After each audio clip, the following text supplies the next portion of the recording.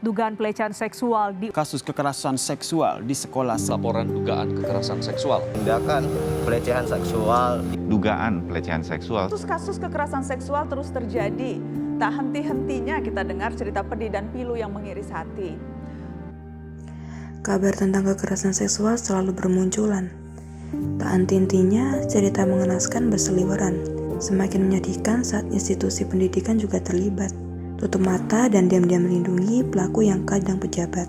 Kampus yang mestinya mengajarkan perilaku luhur lagi mulia, malah jadi sanktuari para penjahat yang punya banyak muka. Kita membayangkan para intelektual di kampus lebih mengerti. Ikhlas sukarnya menadi dan menangani korban yang sedang jeri. Tapi, yang ideal memang selalu jauh dari kenyataan. Kasus-kasus terbaru membuktikan susahnya memihak korban. Kekerasan seksual memang kasus kompleks yang tak mudah diurai. Kita perlu terobosan yang membongkar banyak kebuntuan.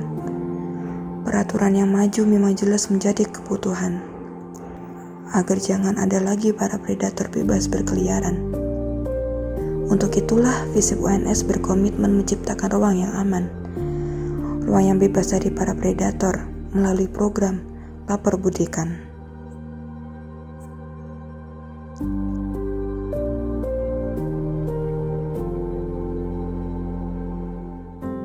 Ya, jadi Lapor Budi itu merupakan platform yang dikreasi oleh Fakultas Ilmu Sosial dan Politik untuk menjadi wadah bagi siapapun yang menjadi terduga korban ataupun terduga pelaku ataupun terduga saksi yang mengetahui adanya kasus-kasus kekerasan seksual di perguruan tinggi, khususnya di Universitas 11 Maret. Ya, baik. Jadi pada saat itu telah keluar peraturan Menteri Pendidikan, Kebudayaan, Riset, dan Teknologi yang pasti kalian tahu bahwa peraturan itu mengatur tentang pencegahan dan penanganan kekerasan seksual.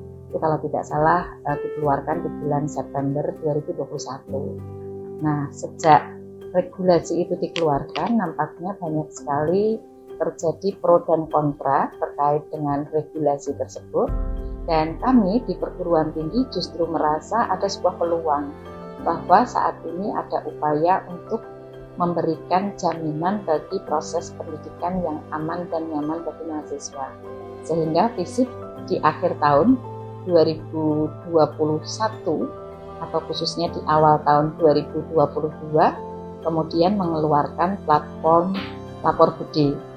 Jadi platform ini merupakan sebuah wadah bagi siapapun untuk melaporkan kejadian-kejadian terkait kekerasan seksual di perguruan tinggi. Jadi Lapor Budi itu pertama siapapun bisa mengisi platform itu ya, dan dia menginformasikan siapa dirinya. Kalau dia itu tidak berkeberatan bisa menyebutkan identitasnya, namanya. Tetapi kalau berkeberatan untuk menyebutkan identitasnya, dia bisa menyebutkan apakah mahasiswa, dosen, tenaga kependidikan, atau masyarakat umum. Kemudian kalau dia mengalami ataupun mengetahui ada kejadian kekerasan seksual, maka dia kemudian mengisi form itu, bercerita apa yang dia lihat, apa yang dia rasakan, dan sebagainya, termasuk juga kronologisnya beserta terduga pelaku. Jadi terduga pelaku itu dia bisa menyebut apakah mahasiswa, alumni, dosen, tenaga kependidikan, dan sebagainya. Nah, kalau laporan itu sudah masuk ke Lapor Budi, maka langsung ditangani oleh dekan untuk kemudian melakukan koordinasi. Khususnya koordinasi itu adalah kepada pejabat-pejabat yang berwenang. Biasanya pejabat yang berwenang itu wakil dekan dan kemudian koordinator tata usaha dan subkoordinator non-akademik. Nah, di situ kami kemudian mencoba melakukan klarifikasi, terutama adalah kepada terduga pelaku. Jadi terduga pelaku itu kami undang untuk kemudian kami klarifikasi terkait dengan dugaan tindakan yang pernah dia lakukan terhadap pelapor. Dan dari situ kemudian ada proses konfirmasi, kemudian kalau memang terduga pelaku itu tidak mengakui sementara pelapor merasa bahwa dia sebagai pelaku, maka bisa dipertemukan dan seterusnya. Itu yang kami lakukan.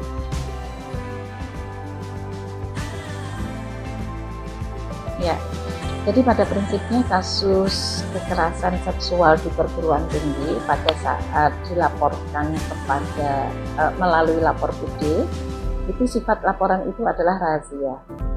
Jadi pelibatan orang lain dalam konteks pencegahan ataupun penanganan kasus yang sudah terlaporkan itu kami pertimbangkan dengan sangat hati-hati, dengan prinsip memberikan perlindungan kepada pelapor, termasuk juga memberikan perlindungan kepada terduga korban.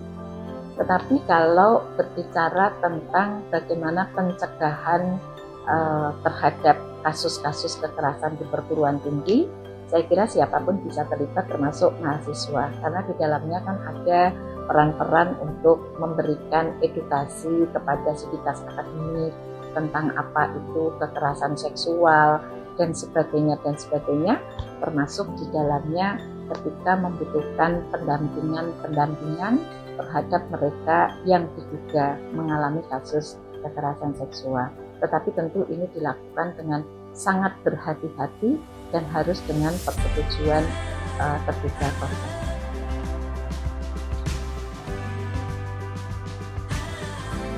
Ya, jadi tindakan ke arah hukum itu kan ketika kita menemukan bahwa kasusnya itu memang diharapkan ditangani hingga selesai ya. Jadi kasus-kasus kekerasan seksual itu kan sebetulnya bermacam-macam. Ada kasus-kasus kekerasan seksual yang tidak perlu berakhir di ranah hukum, sehingga bisa ditangani sesuai dengan peraturan yang ada. Dalam konteks ini adalah peraturan Menteri Pendidikan, Kebudayaan, Riset dan Teknologi nomor 30 tahun 2021. Dalam hal terjadi masalah-masalah terkait dengan perlindungan hukum, maka dari FISIP terutama itu melakukan kolaborasi dengan Fakultas Hukum, karena di Fakultas Hukum itu mereka juga memiliki lembaga yang memberikan perlindungan terhadap siapapun yang menjadi korban terkait dengan kekerasan seksual ataupun persoalan-persoalan hukum lainnya. Tetapi apabila di sini kemudian melibatkan orang-orang di luar perguruan tinggi, maka FISIP UNS juga berkolaborasi dengan lembaga-lembaga di luar UNS, baik itu kepolisian, DP3AKP, rumah sakit, dan sebagainya. Saya kira itu bukan persoalan yang sulit untuk dilakukan oleh kami di FISIP UNS.